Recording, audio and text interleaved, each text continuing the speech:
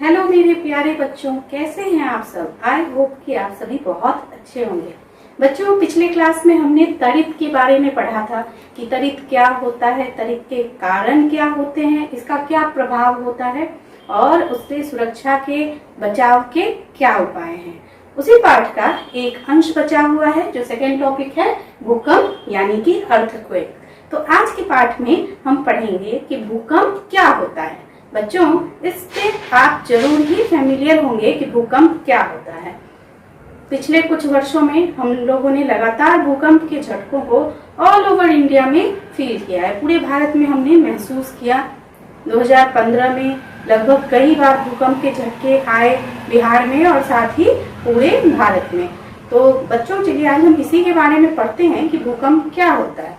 लेकिन उससे पहले मैं आप लोगों से कहना चाहूंगी कि अभी तक अगर आपने चैनल को सब्सक्राइब नहीं किया है तो प्लीज चैनल को सब्सक्राइब कर दें ताकि आपको जो है और भी सिलेबस से रिलेटेड वीडियोस मिले। साथ ही आप लोग कमेंट सेक्शन में जरूर बताएं कि आप लोग को वीडियो कैसा लगता है, जिससे कि हमें क्या हो, इंस्पिरेशन मिले और अधिक अच्छे से वीडियो बनाने के लिए।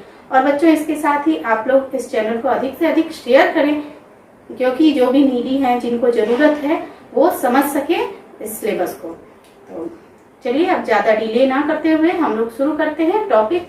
तो भूकंप को समझने के लिए सबसे पहले जानना जरूरी होता है कि हमारी पृथ्वी की आंतरिक संरचना कैसी है। तो भूकंप क्या होता है, ये समझिए कि अचानक हम बैठे रहते हैं और हमें कोई कंपन महसूस होता है ना, कोई झटका सा महसूस होता है तो हम कहते हैं अरे भूकंप आ गया है। लेकिन ये भूकंप होता क्या है बच्चों? इससे पहले आप यहाँ यह तस्वीर देखिए। यह हमारी पृथ्वी है जो एक गोलाकार आकृति है और यहाँ आप देख रहे हैं कि मैंने एक हिस्से को इसके काट के अलग किया है। तो अगर हम इसको काटते हैं तो इसकी संरचना एक सैंडविच या फिर एक पेस्ट्री आप लोग खाते हैं ना, उस टाइप की हो जाती है। तो देखिए यहाँ पर ये जो सबसे आउटर कवरिंग है, सबसे बाहरी परत है, इसको हम लोग भूपर्पटी यानी कि अर्थ क्रस्ट कहते हैं। भूपर्पटी खास तौर पर मिट्टी, बालू, छोटे पत्थर के कण, इन सबों से मिलकर के बनी होती है, जिसके ऊपर में पहाड़, पठार, नदियां, मैदान, वन, ये सभी पाए जाते हैं, जिसके ऊपर में हम रहते हैं, है ना, हम खेती करते हैं। ये पूरी जो लेयर है यह भूपर्पटी कहलाती है यानी कि अर्थ क्रस्ट कहलाती है। इसके नीचे हमारा यह जो परत आता है, ये आप देख रहे हैं, ये मेंटल कहलाता है। यह मेंटल जो है इसे भी हम दो भागों में बांटते हैं आगे चल के, जिसमें आउटर लेयर और इनर लेयर आता है। तो यह मुख्य रूप से जो चट्टानें होती हैं, सादी चट्टानें होती हैं, उनकी लेयर होती है, उनकी परत होती है। और तीसरी जो लेयर होती है वह है हमारा कोर। ये जो दोनों है आप देख रहे हैं, ये दोनों हमारा कोर होता है, जिसको हम दो भागों में बांटते हैं, आउटर कोर और इनर कोर। यह मुख्य रूप से जो धात्विक पदार्थ होते हैं, धातु होते हैं, उनसे बने होते हैं, आयरन वगैरह से मिलकर के यह बने होते हैं। यहाँ का टेम्परेचर भी बहुत अधिक हाई होता है। तो बच्चों, यह जो आपने देखा, इसी को मैंने यहाँ पे जो है लीनियर पोजीशन में आपको समझाने की कोशिश की है कि सबसे ऊपर क्या है, भूपर्पटी है, उसके नीचे मेंटल है, उसके नीचे आउटर कोर, फिर इनर कोर पाया जाता है। अब हमने यह तो समझ लिया कि जो हमारी पृथ्वी है वो कई परतों से मिलकर बनी हुई है, लेयर बाय लेयर है। जैसे आप लोग पेस्ट्री खाते हो तो उसमें रहता है ना, ब्रेड रहती है, फिर क्रीम रहता है, फिर दूसरा फ्लेवर, फिर क्रीम, फिर दूसरा फ्लेवर, फिर क्रीम, और ऊपर में कुछ टॉपिंग। तो कितने लेयर्स होते हैं, है ना। तो उसी तरह से जो आपकी पृथ्वी होती है वो भी होती है। तो आगे से जब आप पेस्ट्री या सैंडविच खाए ना तो इसको रिवाइज करते रहिएगा। चलो, सबसे ऊपर जो है मेरी भूपर्पटी है, फिर मेंटल, फिर आउटर कोर, फिर इनर कोर, है ना। तो आपको यह समझने में बहुत ही आसानी रहेगी। तो आपने देखा कि यह इतनी लेयर्स से बनी हुई है हमारी पृथ्वी। अब ये जो लेयर हैं ये यथावत नहीं रहती हैं, फिक्स नहीं रहती हैं, एक दूसरे के संपर्क में घूमते रहती हैं। मूवेबल प्लेट्स होती है ना, फिक्स नहीं होती हैं ये प्लेट, गतिमान प्लेटें होती हैं, है ना। ये मोशन में रहती हैं। तो आप बोलोगे कि ये मोशन में रहती है तो हमें भूकंप के झटके हमेशा क्यों नहीं फील होते, कभी कभी क्यों फील होते हैं, है ना? तो क्योंकि बच्चों ये प्लेटें हमारे इमेजिनेशन से बहुत बड़ी होती हैं और ये जो मूव करती है ना उसकी स्पीड बहुत कम होती है। तो जब ये मूव करती है तो अधिकांश समय हमें पता भी नहीं चलता है, क्योंकि ये बहुत ही कम गति से मूव करती है। हमें पता कब चलता है, यह जो कंपन महसूस होता है वह कब होता है? जब ये दो प्लेटें, मान लो ये एक प्लेट है, ये एक प्लेट है, इधर से आ रही है ना, सरक रही है धीरे धीरे, और ये सरकते हुए एक दूसरे से टकरा जाती है ना। कई बार प्लेटें हैं तो टकराएंगी। जब ये टकराती है ना तो टकराने के कारण जो है एक विक्षोभ उत्पन्न होता है, और वो जो विक्षोभ है वह कंपन के रूप में हमें इस भूपटपटी पर पता चलता है, और वही विक्षोभ क्या कहलाता है? आपका भूकंप कहलाता है। अब क्या सिर्फ इन प्लेटों के गतिमान होने के कारण ही भूकंप आते हैं? तो ऐसा नहीं होता है। भूकंप के जो है सो मुख्य रूप से दो कारण होते हैं। जो कारण है वह कितने हो जाएंगे? दो कारण हो जाएंगे। एक हो जाएगा मानवीय और दूसरा हो जाएगा प्राकृतिक।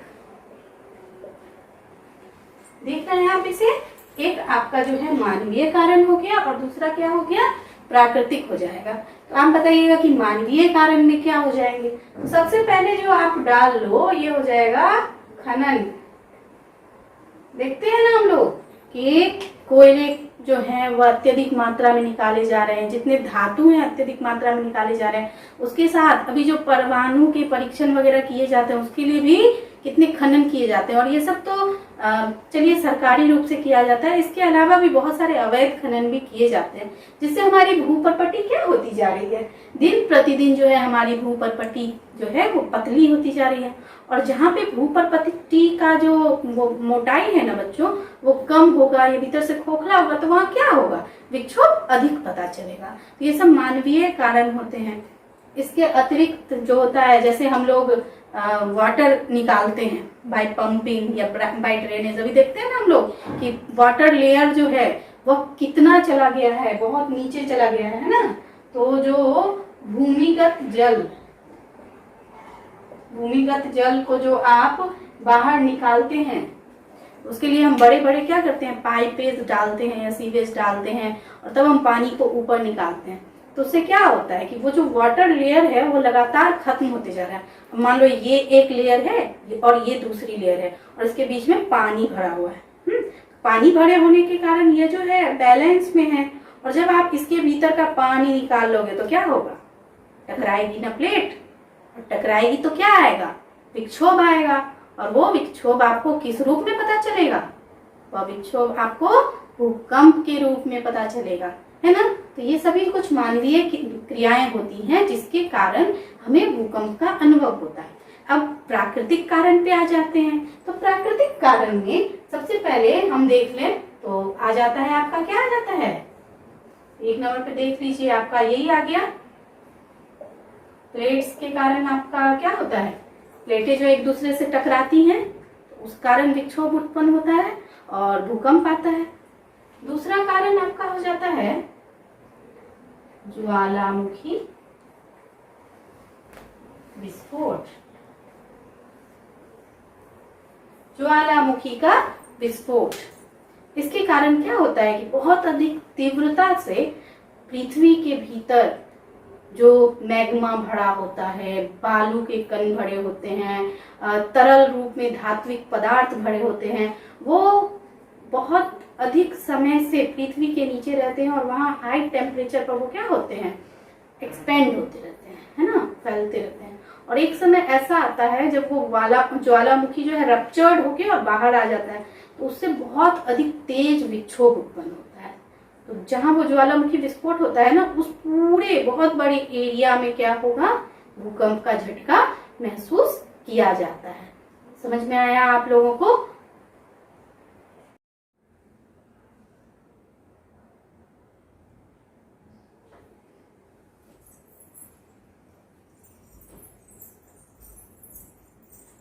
तो बच्चों आप लोगों ने समझा कि ज्वालामुखी का जो ये विस्फोट होता है उसके कारण भी क्या आता है?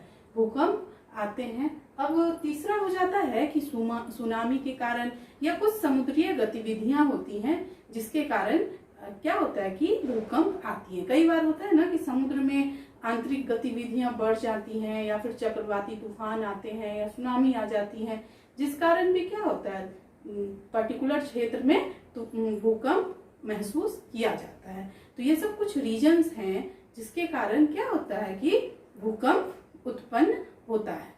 अब आप लोगों ने भूकंप के बारे में तो समझ लिया। अब हम समझेंगे कि भूकंप को जो है वह कैसे मापा जाता है या भूकंप से कैसे बचाव किया जाता है। बच्चों, आप लोगों ने समझा कि भूकंप क्या है। अब भूकंप को मापने के लिए सबसे पहले कुछ वैज्ञानिक हैं जैसे रॉबर्ट मैलेट, जॉन मिल, थ्रुइंग और ग्रे। इन्होंने सबसे पहले भूकंप मापी का जो सतही भूकंप मापी होता है ना, उसका निर्माण इन्होंने किया। और भारत में सबसे पहले 1905 ईस्वी में शिमला, मुंबई और कोलकाता में इसी भूकंप मापी, जिसे हम लोग थ्रुइंग भूकंप मापी या सतही भूकंप मापी कहते हैं, उसका निर्माण किया गया, जिससे कि भूकंप की तीव्रता को मापा जा सके। और इसका पैमाना रिक्टर स्केल पैमाना कहलाता है। बच्चों, यह आप लोगों ने समझ लिया कि भूकंप मापी से कैसे भूकंप को मापते हैं। अब है कि भूकंप से बचाव के लिए क्या करेंगे। तो जैसे ही भूकंप आता है, हमें भूकंप के बारे में पूर्व से ज्ञान नहीं हो पाता है, क्योंकि यह अभी तक संभव नहीं हो पाया है। भूकंप से बचाव के लिए जब भूकंप आए तो घबराएं बिल्कुल भी नहीं, बिल्कुल काम रहें, शांत रहें।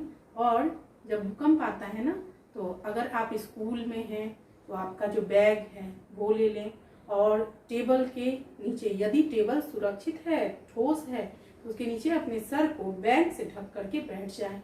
अगर ऐसा नहीं होता है तो जहाँ से दो दीवार जुड़ी होती है ना, अगर दीवार सुरक्षित है, जर्जर नहीं है, जो दीवार सबसे मजबूत है, आप उसके सहारे अपने सर को अच्छे से ढक लें। बैग, अगर बैग है तो बैग से, घर में है कोई मजबूत तकिया है या चादर है या कुछ ऐसा जिससे आपका सर बचा हुआ रहे, है ना, तो उससे आप वो कर लें। और जो दीवार मजबूत है उसके सहारे आप खड़े हो जाएं और देख लें कि आपके सर के ऊपर में या फिर अगल बगल ऐसा कोई अलमीरा, कोई फर्नीचर, कुछ ऐसा सामान तो नहीं है, कोई बिजली की तार जिसके गिरने का डर हो। तो अगर ऐसा है तो उस जगह से हट जाएं और सुरक्षित जगह पर खड़े हो जाएं। यदि आप कहीं बाहर हैं, घर से बाहर हैं, गाड़ी चला रहे हैं, तो गाड़ी को बंद कर दें और एक किनारे में सुरक्षित जगह पे खड़े हो जाएं। और वहां भी देख लें कि आपके ऊपर कुछ बिजली की तार वगैरह तो नहीं है जिससे कि आप क्षतिग्रस्त हो सकते हैं, या कोई पेड़ तो नहीं है जो विशाल पेड़ है उसके आसपास में आप ना खड़े हों। भूलकर भी बड़े पेड़ों के नीचे ना खड़े हों, क्योंकि कई बार पेड़ें गिर सकती हैं, है ना। बिजली की तार, बिजली के उपकरण वगैरह को बंद कर दें। घर में जो सिलेंडर है उसका रेगुलेटर बंद कर दे, ताकि यदि भूकंप की तीव्रता अधिक हो तो नुकसान कम से कम हो। घर में अगर कहीं पे कुछ गैस चल रहा है या कुछ है तो उसको बंद कर दें। सारे इलेक्ट्रॉनिक्स उपकरण को बंद कर दें और भाग दौड़ न करें। जब भूकंप का झटका कम हो तब धीरे से एक एक करके सीढ़ी से उतरे, क्योंकि हो सकता है कि भवन जर्जर हो और अगर आप भाग दौड़ करते हैं तो आप क्या हो सकते हैं, दुर्घटनाग्रस्त हो सकते हैं। तो हमें क्या करना चाहिए उस वक्त, घबराना बिल्कुल भी नहीं चाहिए। बिल्कुल पेशेंस के साथ दूसरों को भी समझाना चाहिए कि भाग दौड़ ना करें। और जब भूकंप के झटके रुकते हैं तो तुरंत घर में ना जाएं, आधा एक घंटा रुक कर देख लें। और जब मुआयना कर लेंगे, सभी बड़े आपके घर के मुआयना कर लें, तब आप कहाँ जाएं, घर में प्रवेश करें। तो बच्चों, ये हमारा भूकंप के बारे में पूरा चैप्टर था आज का। आई होप कि आप लोगों को अच्छे से समझ में आ गया होगा। अगर कोई प्रॉब्लम है इसमें तो कमेंट करके आप अपने क्वेश्चन को पूछ सकते हैं। साथ में ही आपको क्या करना है, चैनल को लाइक, शेयर और सब्सक्राइब कर देना है, जिससे कि जो भी बच्चे इस पाठ को समझना चाहें वो अच्छे से समझ सकते हैं। Thank you for watching.